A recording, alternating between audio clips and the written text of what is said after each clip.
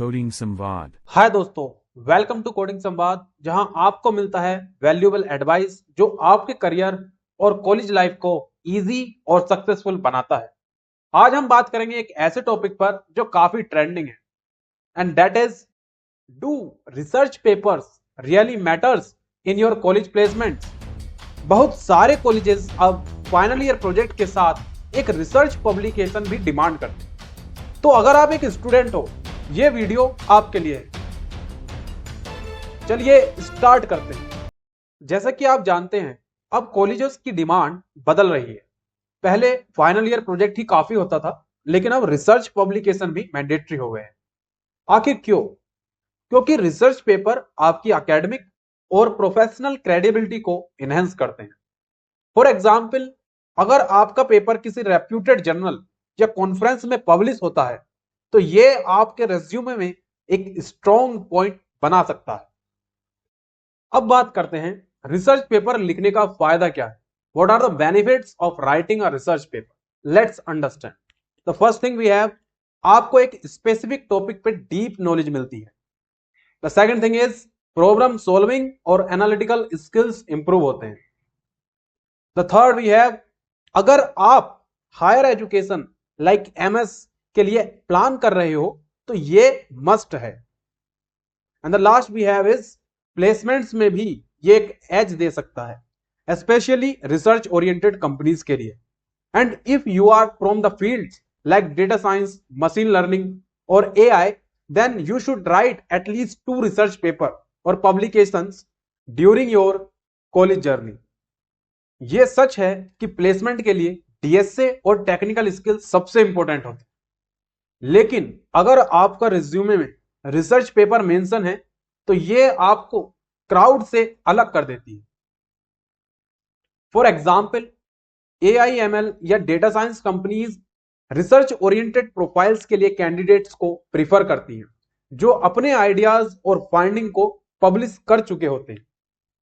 Plus, अगर आप startup ecosystem में काम करना चाहते हो तो रिसर्च पेपर आपका थॉट लीडरशिप शो करता है।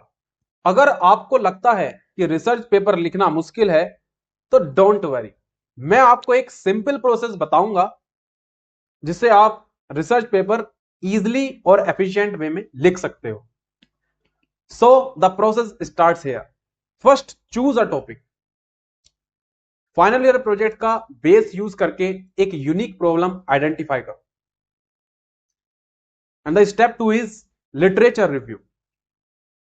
सिमिलर रिसर्च को रीड करो और अपने टॉपिक के लिए डेटा कलेक्ट करो। The third step is experiment and results. अपने प्रोजेक्ट्स के फाइंडिंग्स को क्लियरली एक्सप्लेन करो, that what are you trying to do. And the fourth step is conclusion. Problem का सॉल्यूशन और फ्यूचर स्कोप के बारे में यहां डिफाइन करो। And the fifth is, get it published. Reputed journal या कॉन्फ्रेंस के लिए अपने रिसर्च पेपर को अप्लाई करो।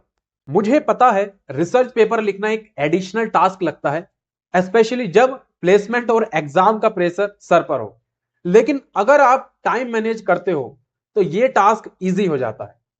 यहां पर मेरी प्रो टिप यह रहेगी दैट फाइनल ईयर प्रोजेक्ट को ही बेस बना के रिसर्च पेपर लिखने की प्लानिंग करो। इससे आपका वर्कलोड काफी रिड्यूस हो जाएगा। तो दोस्तों, रिसर्च पेपर लिखना आज के टाइम पे एक जरूरत है, चाहे प्लेसमेंट के लिए हो या हायर एजुकेशन के लिए। ये एक एडिशनल एफर्ट है जो आपके करियर के लिए लॉन्ग टर्म बेनिफिट्स लाता है। प्लेसमेंट के बारे में एक क्विक गाइड। मुझे पता है कि ये एक डिटेल्ड टॉपिक है और कई स्टूडेंट्स को रिसर्च पेपर लिखने का प्रोसेस काफी कंफ्यूजिंग लगता है। अगर आप चाहते हैं कि मैं एक डिटेल्ड वीडियो बनाऊं on the topic how to write a research paper in the most efficient and fastest way, तो नीचे कमेंट में जरूर बताएं। आपके फीडबैक से ही हम नए और हेल्पफुल टॉपिक्स कवर करते हैं।